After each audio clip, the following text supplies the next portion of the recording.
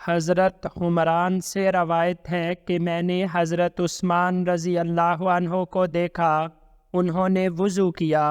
اور اپنے دونوں ہاتھوں پر 3 بار پانی ڈالا، پھر کلی کی اور ناک صاف کیا، پھر 3 بار اپنا منہ دھویا، پھر 3 بار اپنا دایاں ہاتھ کہنی تک دھویا، اور پھر 3 بار اپنا بایاں ہاتھ کہنی تک دھویا، پھر اپنے سر کا مسح کیا، پھر 3 بار اپنا دایاں پاؤں دھویا، پھر 3 بار بایاں پاؤں، پھر کہا